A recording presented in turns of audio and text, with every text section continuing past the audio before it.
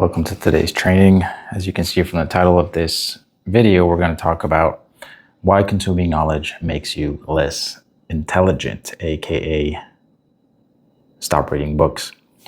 It might sound a little counterintuitive, but it's going to make sense in a few minutes, hopefully, if I do my job correctly. A couple things we are going to cover today. Here's a quick overview: the insight trap, borrowed versus earned knowledge, why recognition isn't learning, the three floors of thinking, the collision advantage, and the case, or at least my case, for knowing less. Keep in mind, so today is August 8th, 2026. This was written on June 29th. The dates are not that important. I think what's most important is the patterns underneath them and the general concepts. All right, let's get straight into it. We're halfway through the year. Here is why the thing that you have meant to change hasn't, and the one move that is actually going to close the gap. It is June 29th. The year is almost half gone.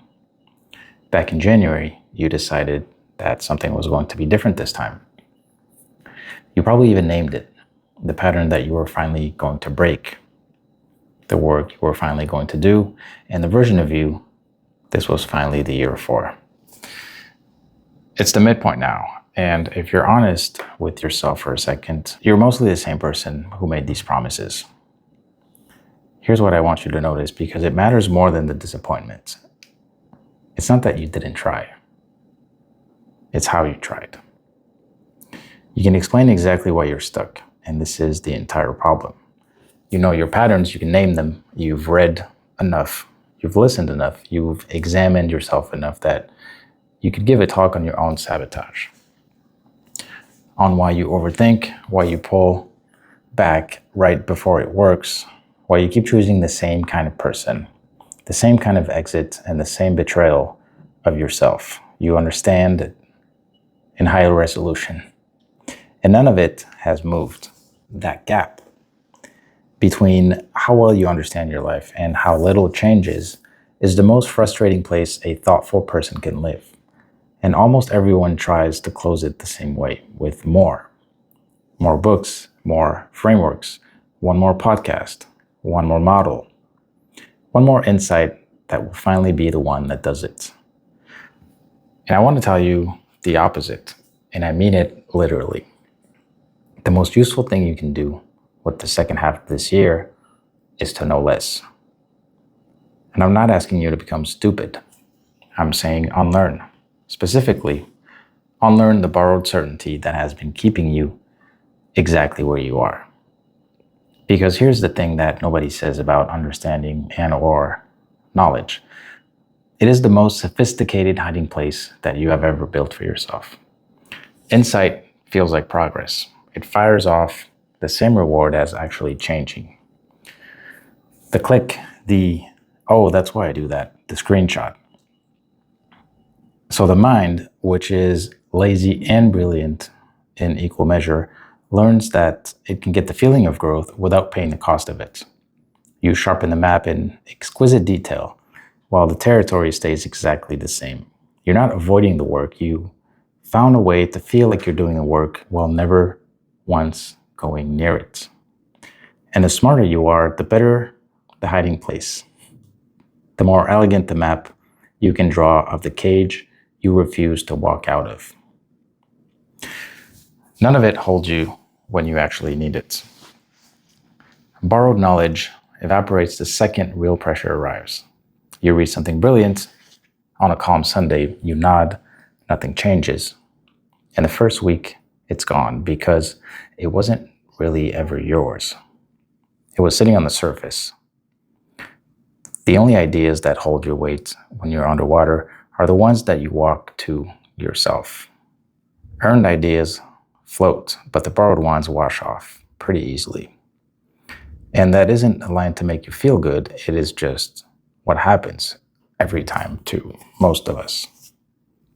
And there's a physical reason for it. Your brain barely changes when it recognizes an idea. Recognition isn't learning, it is confirmation. You have dopamine, a nod, and then it's gone. It only rewires when it is forced to generate something on its own. When you struggle to build a thought from scratch, and several systems have to coordinate instead of one passively agreeing. The friction is the signal. The brain goes, I had to work hard for this, and this should matter. And only then does it change you. Which means that the uncomfortable way you've been trying to grow by consuming was never going to work. Not because you're doing it wrong, but because consumption isn't the mechanism. I built a real estate business doing everything that I was supposed to do. Hustle, scale, run the script everyone hands you. And then the money came and the status came. But the emptiness came with them, right on schedule.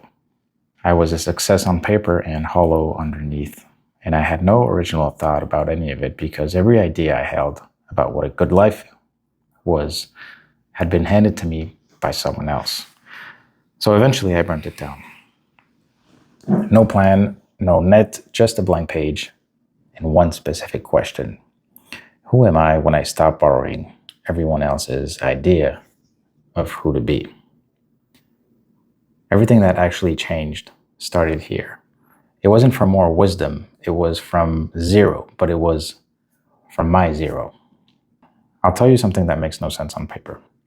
I've read maybe 3 books cover to cover my entire life. I did write one completely, and I'm halfway through the next 2, but I've barely finished anyone else's. Now, don't get me wrong, I read all day, constantly, just almost never other people's conclusions. I personally flip the order. My questions come first, I sit with the confusion, I write my own theory on why I do what I do, then I test it in my actual life, and only then do I go hunting to see if some scientist or philosopher happened to map the same thing. Usually, one did. But because I got there myself first, the idea sticks.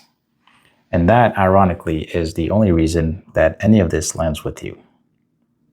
You're not feeling my intelligence. You are feeling that it was earned. Most people never leave the first floor of this, which is borrowed knowledge. The answers are out there, prepackaged, handed down. You collect conclusions and feel like you are growing. Then we have level 2, and a few people, in my opinion, managed to climb that one. Here,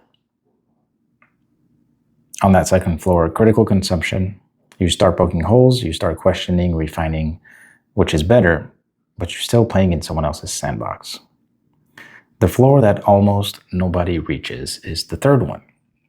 You deliberately put down what you were taught, and also what you taught yourself, and you start from raw experience.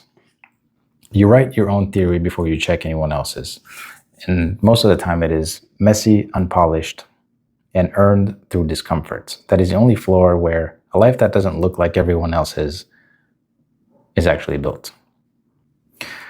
There's a strange bonus up there too, because once you stop thinking from a single lane, you start feeding your own mind wildly unrelated things, and novelty stops coming from depth and starts coming from collision.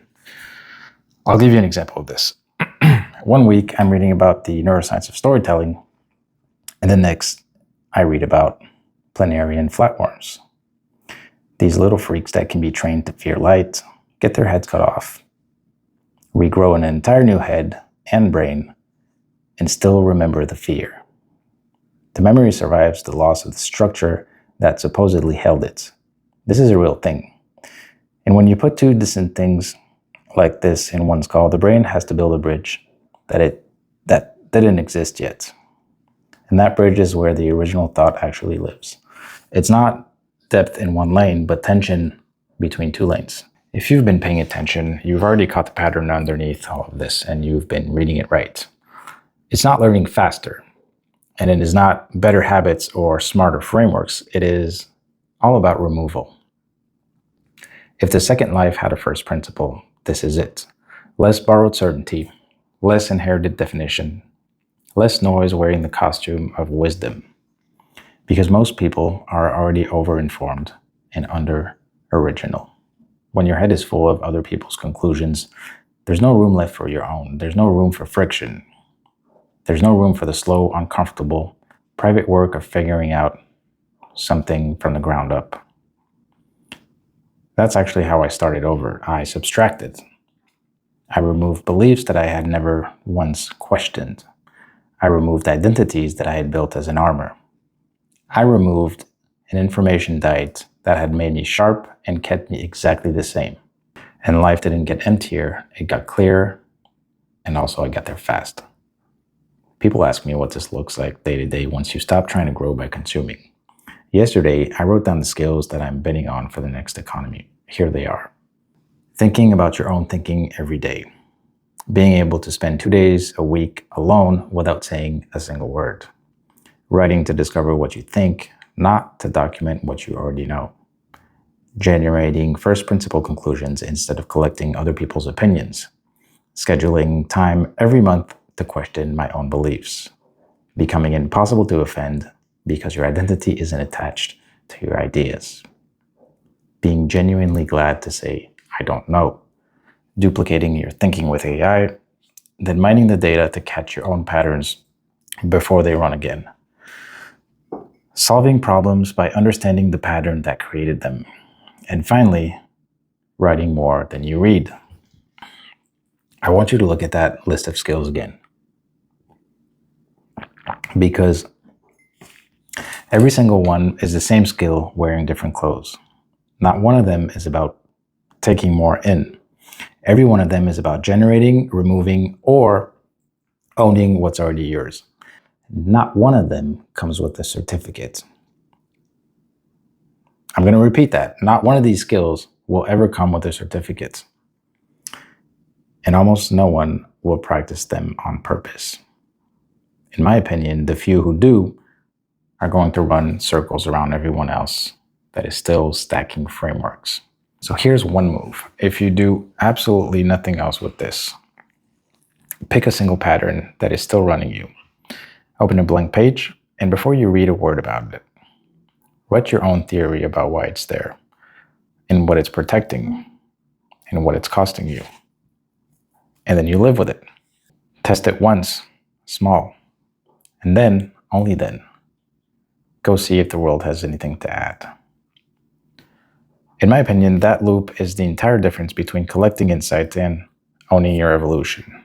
And if you want the full version, the actual method for closing the gap between understanding your life and actually changing it, I put it in a short video. It's 15 minutes, how the gap forms and how exactly you close it using biology.